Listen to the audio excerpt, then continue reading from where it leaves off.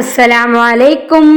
അപ്പം നമ്മൾ ഇന്ന് പഠിക്കാൻ പോകുന്നത് ഘ എന്ന അക്ഷരവും ഉ എന്ന ചിഹ്നവും അം എന്ന ചിഹ്നവുമാണ് കേട്ടോ. കഴിഞ്ഞ ക്ലാസ്സിൽ നമ്മൾ എന്താ പഠിച്ചത്? ക എന്ന അക്ഷരവും പിന്നെ ചിഹ്നം ഏതാ? ആ എന്ന ചിഹ്നവും ഈ എന്ന ചിഹ്നവുമാണല്ലേ നമ്മൾ പഠിച്ചത്. ഇതുകൊണ്ട് നമ്മൾ ഒരുപാട് വാക്കുകൾ ഉണ്ടാക്കി. ഇന്ന് പഠിക്കുന്നത് ഇതാണ് കേട്ടോ. അപ്പോൾ ഇത് പഠിക്കുന്നതിന് മുമ്പ് നമുക്ക് സ്വരാക്ഷരങ്ങളും അവയുടെ ചിഹ്നങ്ങളും ഒന്ന് പരിചയപ്പെടാം. അപ്പോൾ നിങ്ങൾക്ക് ഇനിയുള്ള ക്ലാസ്സുകളൊക്കെ കുറച്ചും കൂടി ഈസി ആയിരിക്കും, ചിഹ്നം ചേർത്ത് വായിക്കാനും എഴുതാനും ഒക്കെ കേട്ടോ. കാരണം അത് പരിചയപ്പെടുമ്പോൾ നമുക്ക് ആ ചിഹ്നങ്ങൾ എടുക്കുമ്പോൾ ഇത് കേട്ട ഒരു പരിചയവും കണ്ട ഒരു പരിചയവും ഉണ്ടാവും കേട്ടോ. അപ്പം അതിൻ്റെ സൗണ്ടൊക്കെ നിങ്ങൾക്ക് ഓർമ്മയുണ്ടാവും. നമ്മളത് ആദ്യം ജസ്റ്റ് ഒന്ന് പരിചയപ്പെട്ടാൽ ആ ഈ. ഇനി ഈ അക്ഷരങ്ങളുടെ സ്വരചിഹ്നങ്ങൾ നോക്കാം. ആ എന്ന അക്ഷരത്തിന് ചിഹ്നങ്ങളില്ല. ആ എന്ന അക്ഷരത്തിൻ്റെ ചിഹ്നമാണ് ഇത്. ആ എന്ന അക്ഷരത്തിൻ്റെ ചിഹ്നവും ഈ എന്ന അക്ഷരത്തിൻ്റെ ചിഹ്നവും ഉപയോഗിച്ച് നമ്മൾ കഴിഞ്ഞ ക്ലാസ്സിൽ പഠിച്ചതാണ് കേട്ടോ. ആ ഈ. ഇത് ആ സ്വരചിഹ്നം, ഈ സ്വരചിഹ്നം. ഈ ഉ ഊ. ഇനി ഇവയുടെ ചിഹ്നങ്ങൾ നോക്കാം. ഈ എന്ന സ്വരചിഹ്നം, ഉ എന്ന സ്വരചിഹ്നം, ഊ എന്ന സ്വരചിഹ്നം. ഏതൊക്കെയാണ്? ഈ ഉ ഊ. അടുത്തത് ഇർ എ ഇർ എന്ന സ്വരചിഹ്നം, എ എന്ന സ്വരചിഹ്നം, ഏ എന്ന സ്വരചിഹ്നം. ഏതാണ്? ഇർ എ ഇർ എന്ന ചിഹ്നം, എ എന്ന ചിഹ്നം, ഏ എന്ന ചിഹ്നം. ഐ ഓ ഓ. ഐ ഓ ഓ. ഇനി നമുക്ക് ഇതിൻ്റെ ചിഹ്നങ്ങൾ നോക്കാം. ഐ എന്ന ചിഹ്നം ഇതുപോലുള്ള രണ്ട് ചിഹ്നം ഇട്ടാൽ ഐ ആയി. ഓ എന്ന ചിഹ്നത്തിനും രണ്ട് ചിഹ്നങ്ങളുണ്ട്. ഓ എന്ന ചിഹ്നത്തിനും അതുപോലെ രണ്ട് ചിഹ്നങ്ങളുണ്ട് കേട്ടോ. ഐ ഓ ഓ. ഐ എന്ന ചിഹ്നം, ഓ എന്ന ചിഹ്നം, ഓ എന്ന ചിഹ്നം. അടുത്ത സ്വരാക്ഷരമാണ് ഔ. അം. എന്താ വായിക്കുക? അം. അടുത്തത് ആ. ഇനി നമുക്ക് ഓരോന്നിൻ്റെയും ചിഹ്നങ്ങൾ നോക്കാം. ഔ എന്ന അക്ഷരത്തിൻ്റെ ചിഹ്നം ഇതാണ് കേട്ടോ. ഇതേപോലെയുള്ള ഒരു ചിഹ്നം തന്നെയാണ്. അം എന്ന അക്ഷരത്തിൻ്റെ ചിഹ്നവും അം എന്ന ആ അക്ഷരത്തിൽ തന്നെ ഉണ്ട് അല്ലേ. ഇത് ആ. അപ്പോൾ നമ്മൾ സ്വരാക്ഷരങ്ങളും അവിടെ ചിഹ്നങ്ങളൊക്കെ പഠിച്ചു അല്ലേ. ഇനി നമുക്ക് ക്ലാസ്സിലോട്ട് കടക്കാം കേട്ടോ. അപ്പം നമുക്ക് ഇന്ന് എടുക്കാനുള്ള അക്ഷരം ഘ എന്ന അക്ഷരവും ഊ എന്ന സ്വരചിഹ്നവും. ഏതൊക്കെയാണ്? ഘ എന്ന അക്ഷരവും ഊ എന്ന സ്വരചിഹ്നവും അം എന്ന സ്വരചിഹ്നവുമാണ് കേട്ടോ. അപ്പം അതിനു മുമ്പ് നമ്മൾ കഴിഞ്ഞ ക്ലാസ്സിൽ ഏതക്ഷരാ പഠിച്ചത്? ക. ഏതക്ഷരമാണ്? ക എന്ന അക്ഷരം നമ്മൾ പഠിച്ചു അല്ലേ. ഇതുകൊണ്ട് നമ്മൾ കുറേ വാക്കുകൾ പഠിച്ചു. പിന്നെയോ ആ എന്ന സ്വരചിഹ്നവും ഈ എന്ന സ്വരചിഹ്നവും നമ്മൾ പഠിച്ചു അല്ലേ. അപ്പോൾ നമുക്ക് ഇന്നലെ പഠിച്ച ക എന്ന അക്ഷരവും ആ എന്ന സ്വരചിഹ്നവും ഈ എന്ന സ്വരചിഹ്നവും ചെറുതായിട്ടൊന്ന് റിവിഷൻ ചെയ്തതിന് ശേഷം ഇന്ന് നമുക്ക് പുതിയ അക്ഷരമായ ഘായും ഉ എന്ന സ്വരചിഹ്നവും അം എന്ന സ്വരചിഹ്നവും ഉപയോഗിച്ച് വാക്കുകൾ ഉണ്ടാക്കാം കേട്ടോ. ഇത് ഏതക്ഷരാണ്? ക അല്ലേ. ക എന്ന അക്ഷരത്തിന് ആ എന്ന ചിഹ്നമിട്ടാൽ എന്താ വായിക്കുക? കാ എന്ന് വായിക്കൂലേ. എന്താണ്? കാ. ഇതെന്താ വായിക്കപ്പോ? കാക്ക. എന്താണ്? കാക്ക. കാക്ക എന്നുള്ളതിന് ഈ എന്ന ചിഹ്നം ഇടുമ്പോൾ എന്ത് വായിക്കും? കാക്കി. എന്താ വായിക്കുക? കാക്കി. ഇതെന്താ? കട. എന്താ വായിക്കുക? കട. അപ്പം നമ്മൾ ഈ ആ എന്ന ചിഹ്നിട്ട് കൊടുത്താൽ എന്ത് വായിക്കും? കാട. എന്താണ്? കാട. ഇനി നമ്മൾ ഈ ഇപ്പം എന്ത് വായിക്കും? കട എന്നായില്ലേ. ഇനി നമ്മൾ ഇതിന് ഈ എന്ന ചിഹ്നിട്ട് കൊടുത്താൽ എന്താ വായിക്കുക? കടി. എന്താണ്? കടി. ഇനി ഇങ്ങോട്ട് നോക്കിക്കേ. ഇൽ എന്നൊരു അക്ഷരം വെച്ച് കൊടുത്തു, ചില്ലക്ഷരം. ഇത് ഇൽ എന്ന ചില്ലക്ഷരാണ്. ഇതിൽ ചിഹ്നങ്ങളൊന്നുമില്ല അല്ലേ? നമ്മൾ ആ ഈ എന്നുള്ള ചിഹ്നം ഉണ്ടോ? ഇല്ല. ഇതെന്താ വായിക്കുക? കടൽ. എന്താണ്? കടൽ. കാ ര കാര ക. ഇതെന്താ വായിക്കുക? കാരക്ക. ഇത് ഇന്നലെ പഠിച്ചതാണ്, നമ്മൾ ജസ്റ്റ് ഒന്ന് റിവിഷൻ ചെയ്യാമെന്നുള്ളൂ കേട്ടോ. കാരക്ക. എന്താണ്? കാരക്ക. ക എന്ന അക്ഷരത്തിന് ഈ എന്ന ചിഹ്നവും പിന്നെ ഒരു ല എന്ന അക്ഷരവും അതിന് ഈ എന്ന ചിഹ്നം ഇട്ട് കൊടുത്തു. ഇപ്പം എന്താ വായിക്കുക? കിളി. എന്താണ്?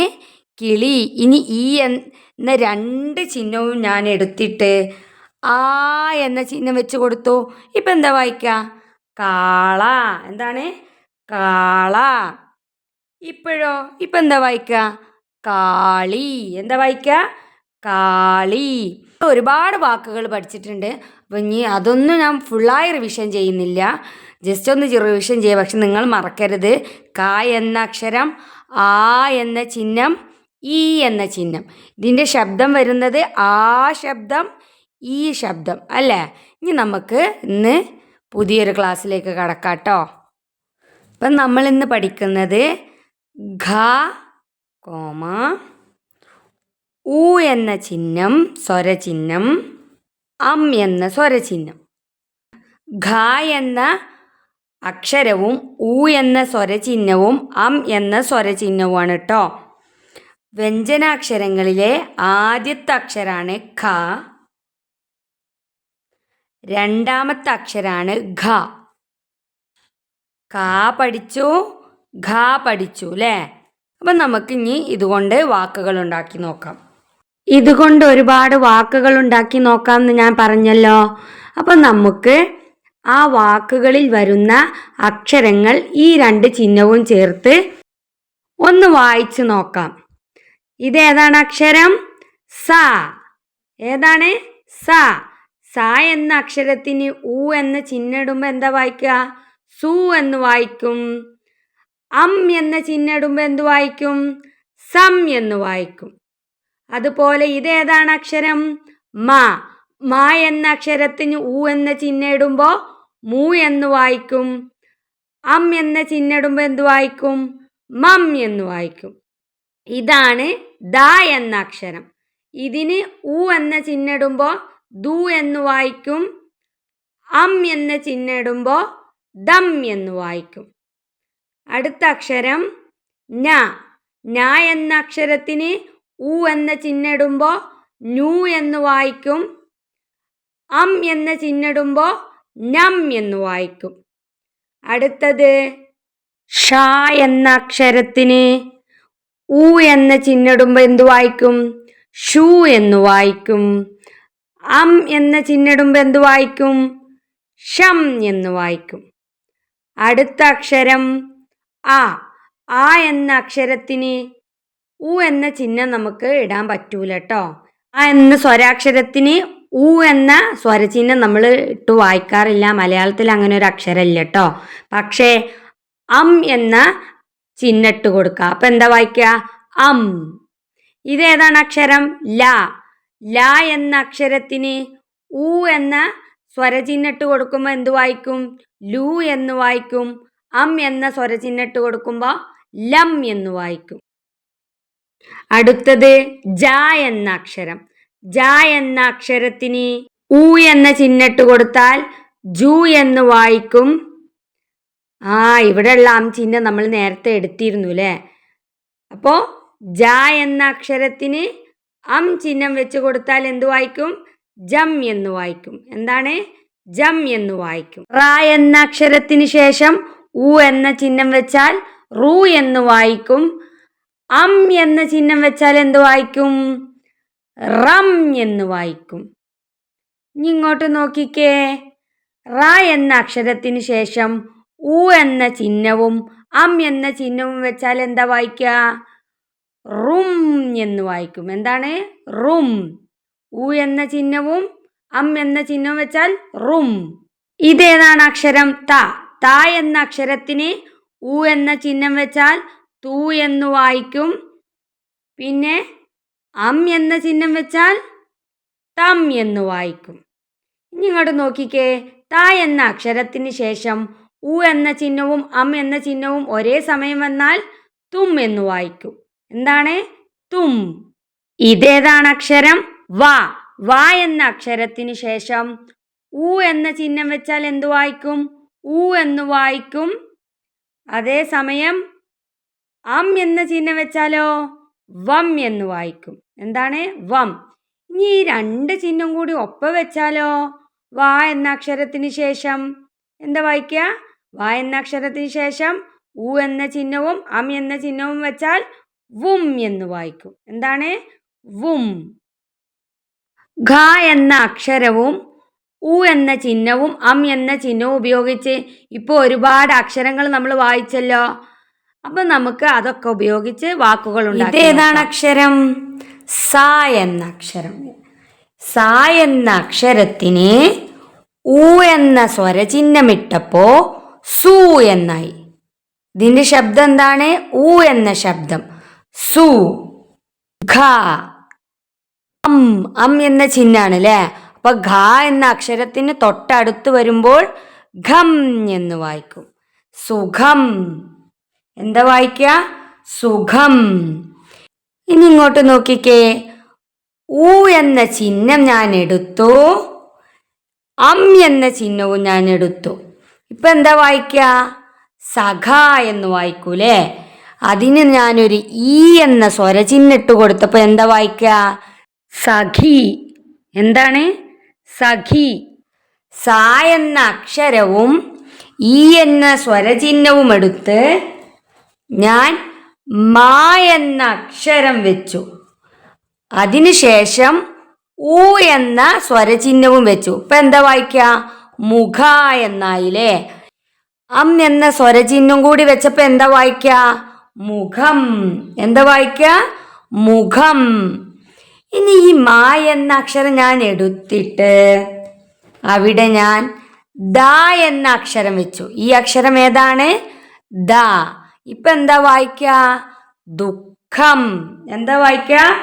ദുഃഖം. ദ വെച്ചപ്പോ ദുഃഖം, സ എന്ന അക്ഷരം വെച്ചപ്പോ സുഖം എന്ന് വായിച്ചു. മാ എന്ന അക്ഷരം വെച്ചപ്പോ എന്ത് വായിച്ചു? മുഖം എന്ന് വായിച്ചു അല്ലേ. ആദ്യത്തെ അക്ഷരത്തിന് മാത്രമല്ലേ എവിടെ വ്യത്യാസം വന്നത്? ഇതൊന്നും നമ്മൾ മാറ്റി വെച്ചോ? ഇല്ല. അടുത്തത് ഇപ്പൊ എന്താ വായിക്ക?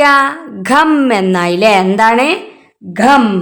ഇനി ഞാൻ ആദ്യത്തിൽ ന എന്ന അക്ഷരം വെച്ചു. ഇപ്പൊ എന്താ വായിക്ക? നഖം. എന്താണ്? നഖം. എന്താ വായിക്ക? നഖം. ഇനി ഇങ്ങോട്ട് നോക്കിക്കേ. ഇപ്പൊ എന്താ വായിക്ക?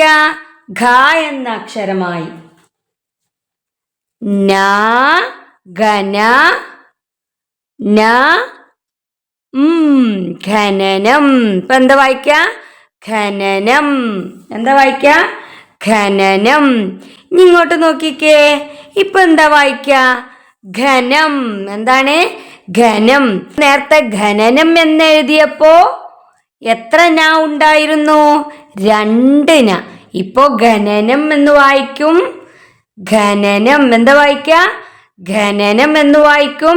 ഈ ഒരു ഞാൻ എടുത്തപ്പോൾ എന്താ വായിക്ക? ഖനം. എന്താ വായിക്ക? ഖനം.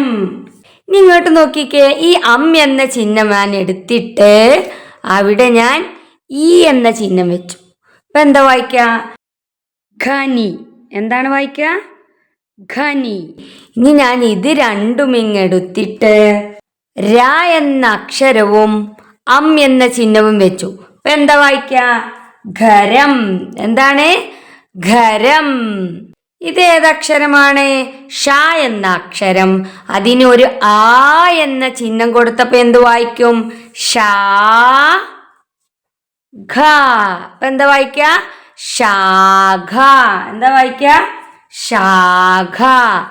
ഇനി ഞാൻ ഇവിടുത്തെ ഈ ആ എന്ന ചിഹ്നം എടുത്തിട്ട് അവിടെ ഞാൻ അം എന്ന ചിഹ്നവും എന്ന ചിഹ്നവും വെച്ചു. ഇത് നമ്മൾ കഴിഞ്ഞ ക്ലാസ്സിലൊക്കെ പറഞ്ഞ ചിഹ്നമാണ് കേട്ടോ. ഇത് നമ്മൾ ഡീറ്റെയിൽ ആയി പഠിക്കും. ഇതിന്റെ ശബ്ദം എന്താണ്? ശംഖ്. എന്താ വായിക്കുക? ശംഖ്. എന്താ വായിക്കുക? ശംഖ്. ഇത് ഏതാക്ഷരം? ആ എന്ന അക്ഷരം. കണ്ടോ? ഇവിടെ മുമ്പോട്ട് ഇങ്ങനെ ഒരു തുമ്പിക്കൈ പോലെ കണ്ടോ? ഒരു വള്ളി. ഇത് വരുമ്പോ ആ എന്ന് നമ്മൾ നീട്ടി പറയണം കേട്ടോ. ആ. മാക്ക് ഊച്ചിന് ഇടുമ്പോ മു. ആമു ഘം. എന്താ വായിക്ക? ആമുഖം. ആമുഖം. ഇതേതാക്ഷരം? സ. സംഗ്. ഇപ്പൊ എന്താ വായിക്ക? സം. ഘ. ഇത് യാ എന്ന വ്യഞ്ജന ചിഹ്നാണ് കേട്ടോ. അത് നമ്മൾ ഫസ്റ്റ് ക്ലാസ്സിൽ ഒന്ന് പരിചയപ്പെട്ടിരുന്നു. സംഖ്യ. അപ്പൊ എന്താ വായിക്ക? സംഖ്യ. ഇതെന്താ ഈ ചിഹ്ന ഇതിൽ ഇല്ലല്ലോ എന്ന് നിങ്ങൾ വിചാരിക്കരുത് കേട്ടോ. നമ്മള് ഘ കൊണ്ടുള്ള വാക്കുകളെല്ലാം ഉണ്ടാക്കുന്നത്. അപ്പൊ അതില് വേറെ ചിഹ്നങ്ങളും കയറി വരും. എന്നാലും ജസ്റ്റ് ഒന്ന് ഓർത്ത് വെക്കുക. നമുക്കിത് ഡീറ്റെയിൽ ആയി പഠിക്കട്ടോ. സംഖ്യ. യാ എന്ന ശബ്ദ വരേണ്ടത് കേട്ടോ. സംഖ്യ. എന്താ വായിക്ക? സംഖ്യ. ഓക്കെ. ഇപ്പൊ എന്താ വായിക്ക? ഘ്യാന്നായിട്ടോ. മാക്ക് ഊ ചിഹ്നം ഇട്ടപ്പോ എന്ത് വായിക്കും? മുഖ്യ എന്നായിട്ടോ. എന്താണ്? മുഖ്യ. ഇപ്പൊ എന്താ വായിക്കാം? ഇൻ എന്ന ചില്ലക്ഷരം ഇട്ടപ്പോ മുഖ്യൻ. ഇത് ഏതാണ്? ഇൻ എന്ന ചില്ലക്ഷരം. മുഖ്യൻ. എന്താ വായിക്ക? മുഖ്യൻ. ഖ ദ. ഖദീ. എന്താ വായിക്ക? ഖദീജ. നിങ്ങൾ ഖദീജ എന്ന പേര് കേട്ടിട്ടുണ്ടോ? ഖദീജ. എന്താ വായിക്ക? ഖദീജ. ഇപ്പൊ എന്താ വായിക്ക? ഖ ദ. ഈ വള്ളിട്ടപ്പോ ഖാദി. എന്താ വായിക്ക? ഖാദി. എന്താ വായിക്ക? ഖാദി. ഇത് ഏതക്ഷരമാണ്? ത. ത എന്ന അക്ഷരത്തിന് ഊ എന്ന ചിഹ്നം വെച്ചപ്പോ എന്ത് വായിക്കും? തൂ എന്ന് വായിക്കും അല്ലേ? അടുത്തത് റ. തുറ. എന്താ വായിക്കല്? തുറ. മാ എന്ന അക്ഷരത്തിന് ഊ എന്ന ചിഹ്നട്ടപ്പോ എന്ത് വായിക്കും? തുറമുഖം. എന്താ വായിക്ക? തുറമുഖം. ഇതെന്താ വായിക്ക? തുറമുഖം. എന്താണ്? തുറമുഖം. അടുത്തത് നോക്കിയാലോ? ഘ ജ ന. എന്താ വായിക്ക? ഗജന. വ്. എന്താ വായിക്ക? ഗജനാവ്. എന്താ വായിക്ക? ഗജനാവ്. ഗജനാവ്. എന്താ വായിക്ക?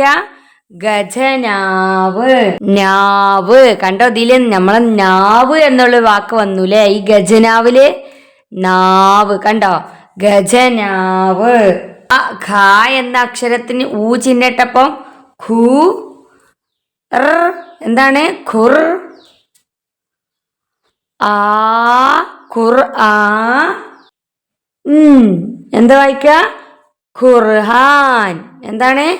ഖുർആൻ. എന്താ വായിക്ക? ഖുർആൻ. സ. എന്താ വായിക്ക? സഖ. ആ നീട്ടാൻ സഖാവ്. സഖാവ്. എന്താണ്? സഖാവ്. ഇതെന്താ വായിക്ക? സഖാവ്. അപ്പോ ഇത്രയേ ഉള്ളൂ. ഘ എന്ന അക്ഷരം കൊണ്ട് നമ്മൾ ഒരുപാട് വാക്കുകൾ പഠിച്ചു അല്ലേ? മെയിനായിട്ട് നമ്മൾ ഏതൊക്കെ ചിഹ്നങ്ങളാ പഠിച്ചത്? ഊ ചിഹ്നം, അം ചിഹ്നം, ഈ ചിഹ്നം, ആ ചിഹ്നം. ഊ ചിഹ്നം, അം ചിഹ്നം, ആ ചിഹ്നം, ഈ ചിഹ്നം. പിന്നെ ഇത് ജസ്റ്റ് നമ്മളൊരു പറഞ്ഞു പോയ ചിഹ്നമാണിത്. ഏതാണ്? എന്ന ചിഹ്നം. അപ്പോൾ ഇന്നത്തെ ക്ലാസ് ഇത്രയേ ഉള്ളൂ. അപ്പോൾ പുതിയ ഒരു അക്ഷരവും പുതിയ ചിഹ്നങ്ങളുമായി ഇനി വീണ്ടും കാണാം.